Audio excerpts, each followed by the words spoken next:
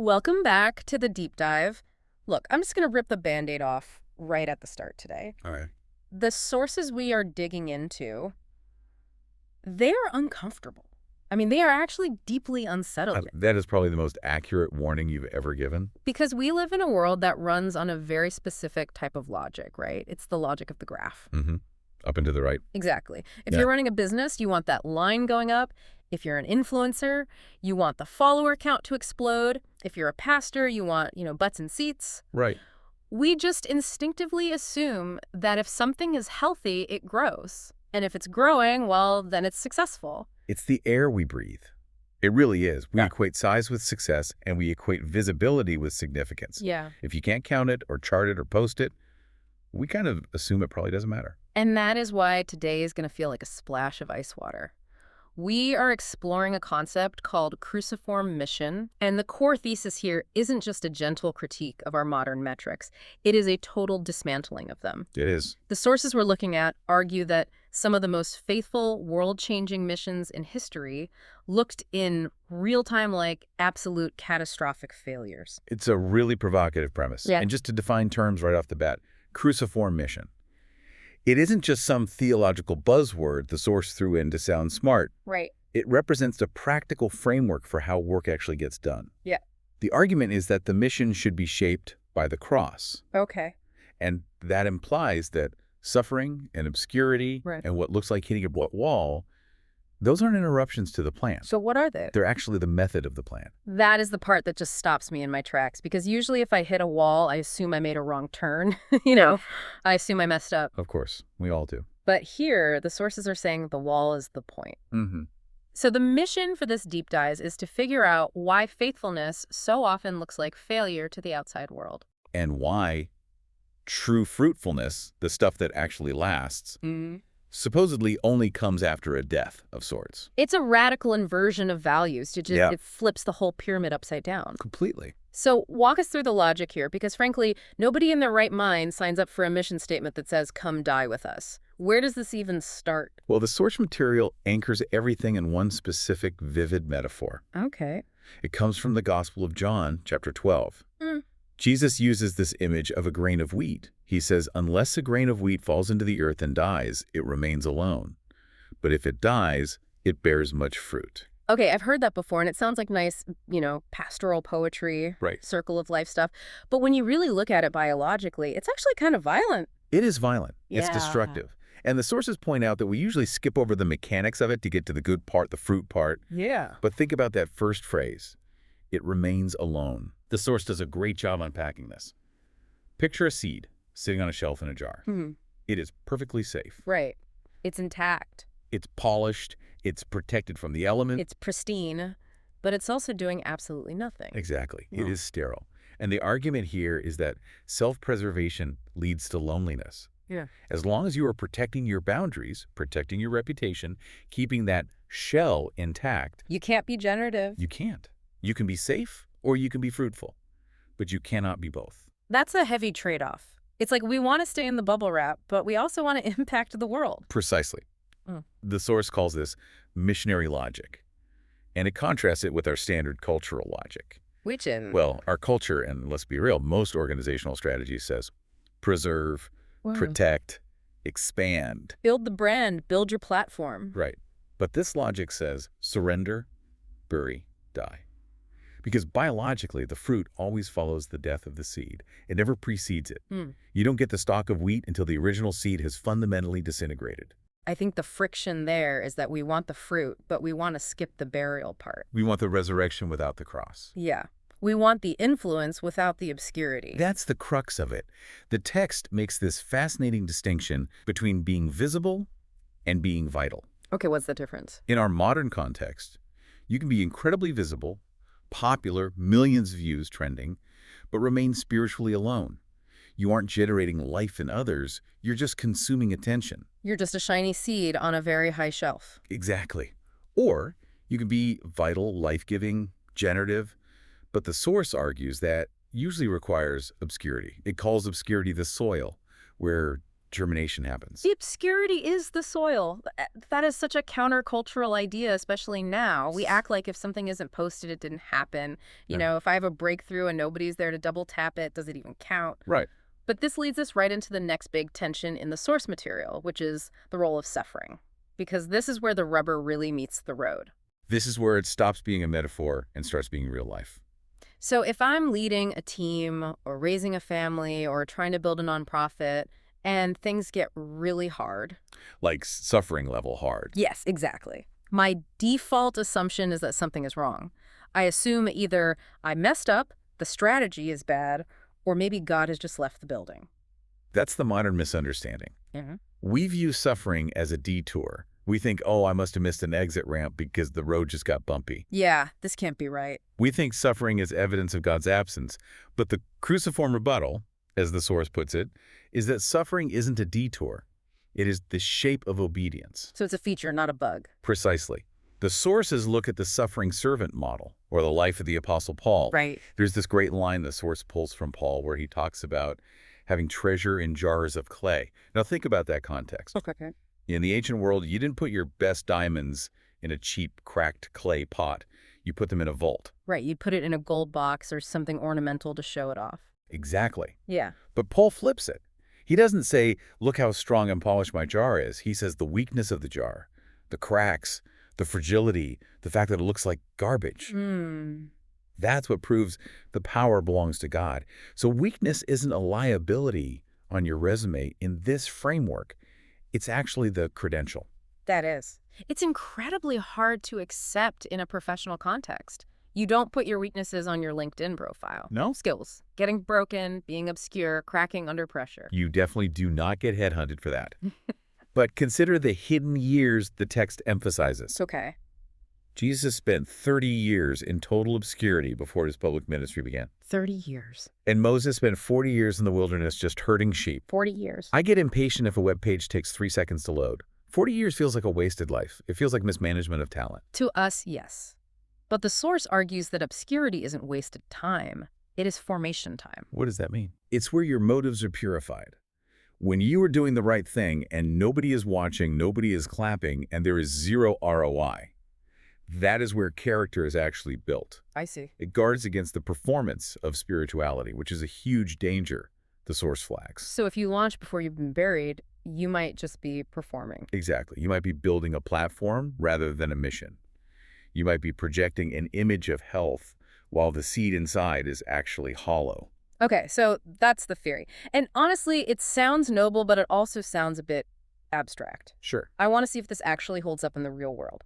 The source material included some case studies, basically history lessons, that claim to prove this faithful failure concept works. They're powerful. Can we walk through those? Because some of these stories are wild when you reread them through this lens. They really are. The source calls this section the witness of blood, which sounds dramatic, but it refers to the early martyrs, and it starts with Stephen. In the book of Acts, the first martyr. Yes.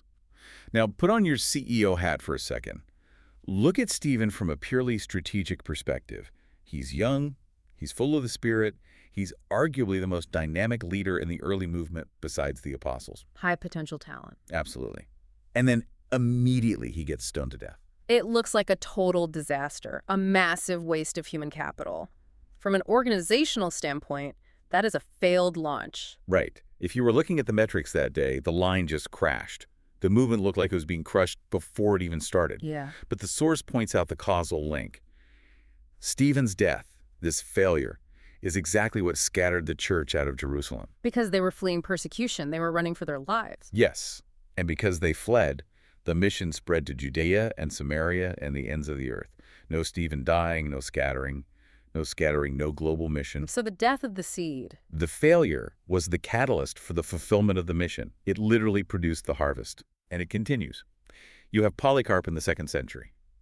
The source highlights him as an example of fidelity over survival. Okay. He had every chance to escape. The Roman proconsul basically begged him, just say Caesar is Lord and I'll let you go. You don't even have to mean it. Just check the box. Make the compromise so you can live to fight another day. That's the logical move, right? Stay alive to keep leading. But Polycarp chose death. And the source argues his death wasn't a strategy. It was a witness. The Greek word is martyria. Where we get the word martyr. Exactly. It just means witness. And that witness impacted generations of believers who saw that faith was clearly worth more than just biological survival. And then there's Perpetua. Her story always gets me because it feels so tragic, but also so relatable. It's so powerful. A young noblewoman, a nursing mother, she had everything to lose. Her father is begging her to renounce her faith. She won't. She won't.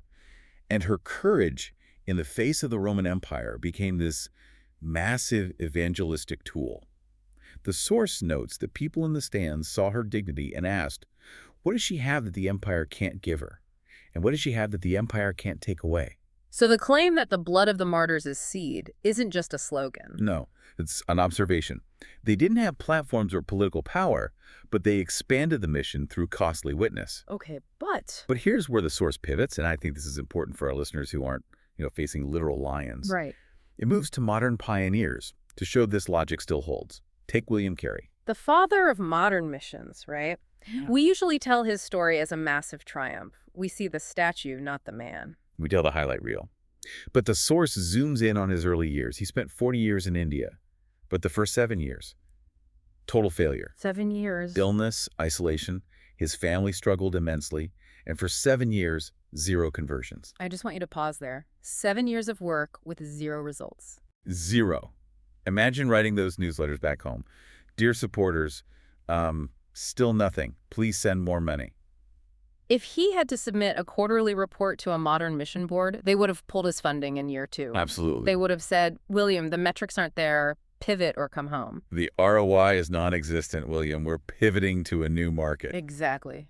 But he stayed. He did the dying. Others did the reaping. And the source mentions others, like Amy Carmichael. Yes. Her work in India rescuing children was hidden work. No applause. Just gritty, difficult daily labor. But her legacy is profound. And Hudson Taylor? His leadership was about weakness, not strength. God's work done in God's way will never lack God's supply. That was his quote. But God's way often involved having no money and just trusting day to day. It wasn't about building an endowment. It was about daily dependence. It really makes you wonder how we measure success today. But here's where it gets personal. If this is the rule of the kingdom, if this is actually how the universe works on a spiritual level, why do we fight it so hard? Why does every fiber of my being want to reject this idea? That's the internal battle. Yeah. And the source actually breaks this down into the psychology of resistance. It outlines the 4 fears. Okay, lay them on me. Why are we so afraid of this seed logic? First, the fear of loss. This is primal. We are wired for self-preservation. We want to keep our lives, not lose them. We want to be the seed on the shelf. Right. Nobody wants to break. Second is the fear of obscurity. And the source argues this is the unique idol of our age. We equate being unseen with being irrelevant. Ouch. Yeah, that hits home. The thought process is, if I don't have an audience, does my work even matter? If a tree falls in the forest and no one tweets about it, is it still content? Right. Exactly. Third is the fear of failure. We are terrified of things not working out visibly. We don't want to be the grain of wheat that dies. We want to be the one that wins a prize at the county fair. We want the glory of the harvest without the risk of the burial. And we treat failure as a verdict on our identity. And the fourth? What's the fourth? The fear of irrelevance. We doubt that small, hidden acts actually change anything. We think only systemic, high-level, scalable actions matter. We want to make a splash, not a ripple. But the source brings up the problem of timeline. Okay. This is the concept of the slow work of God. We live in a microwave culture. We want results in 30 seconds. The kingdom is an oak tree culture.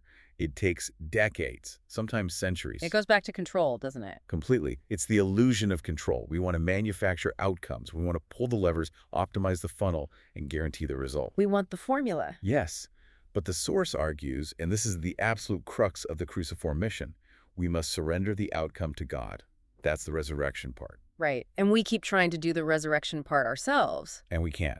We do the dying, he does the raising. You cannot resurrect yourself. Yeah. You can only die. The outcome is not in your job description. That is actually liberating, but also terrifying. It means I have to let go of the steering wheel. It's the ultimate loss of control, but it's also the only way to be free from the crushing weight of having to secure your own legacy. So if we accept this, if we accept that we can't control the outcome and that faithfulness might look like failure, how do we actually live this out? Right. Because we still have to go to work tomorrow. We still have to pay the bills. What does the practice of this look like? The source introduces the concept of a long obedience in the same direction. I've heard that phrase. It's about stamina, not just a burst of energy. Yeah. And the source offers some practical steps to build that stamina. Like what? How do we build staying power in a world of instant gratification? First, establishing a rule of life. This isn't about legalism, it's about scaffolding. It's structuring your life around faithfulness instead of frenzy. So creating rhythms. Exactly. Rhythms, prayer, silence, Sabbath, community, that sustain you when the applause isn't there. Like a trellis for a vine, so you have something to hold on to when things get tough. Right. Because you need that trellis when the weather is bad. Second is communal memory. Okay. We need to tell these stories. We need to tell the stories of Stephen and Carey and the person in your own community who served faithfully for 30 years without recognition. To normalize suffering. We tell these stories to normalize suffering, yes. Why do we need to normalize it? Because if we only tell stories of instant success, the 30 under 30 lists, then when we suffer, we think we're failing. We think we're doing it wrong. But if we tell stories of faithful suffering, then when we hit the wall, we realize, oh, I'm not failing. I'm just in the burial phase. I'm in good company. This is part of the process. That shifts the whole perspective. Yeah. Instead of panic, you have patience. You realize you aren't off the map. You're just on the hard part of the trail. Exactly. The third step is eschatological hope. That's a big theological word, but it just means fixing your eyes on the unseen reward. Realizing the quarterly report isn't the final judgment. Not at all. It's shifting from success metrics, which are external, to faithfulness metrics, which are about internal alignment and obedience. So the question isn't, did the numbers go up? Yeah. The question is, did I stay true to the mission? Yes. Did I stay in the soil? Did I refuse to pull myself out of the ground when it got dark? So what does this all mean for the listener? We've covered a lot of history and theology here. How do we land this plane? I think it means we have to fundamentally redefine what we're aiming for. The tension we started with, the success trap, is real. We are programmed to win. But we have to decide if we are willing to be the grain of wheat. The grain must fall. It must. There is no other way. If you preserve yourself, you end up alone. If you surrender, you bear fruit. But, and this is the hard pill to swallow, What's that? the bearing fruit part might happen after you're gone. You might plant a tree you never sit under. It's the resurrection pattern again. We don't control the timeline. We might be William Carey in year 5 thinking it's all over. When actually the story is just beginning. We don't control it. Our job is the falling into the earth. God's job is the harvest. That takes a lot of pressure off, doesn't it? It means I don't have to be the savior of my own mission. Right. I don't have to secure the victory. I just have to be faithful in the battle. Exactly. You just have to be faithful to the seed you've been given. Well, this has certainly been a deep dive into a very different way of viewing our work and our lives. It's definitely not the advice you'll hear on most business podcasts. No, probably not. As we wrap up, I want to leave you with a thought from the source material that really stuck with me. It's a question, actually, and it's a bit haunting. It's the question that drives this whole discussion home. If fruit genuinely follows death, what might you be holding too tightly to release? And where might you be enduring a burial right now that feels like the end but is actually a planting? That's the question. Thanks for diving in with us. We'll see you next time.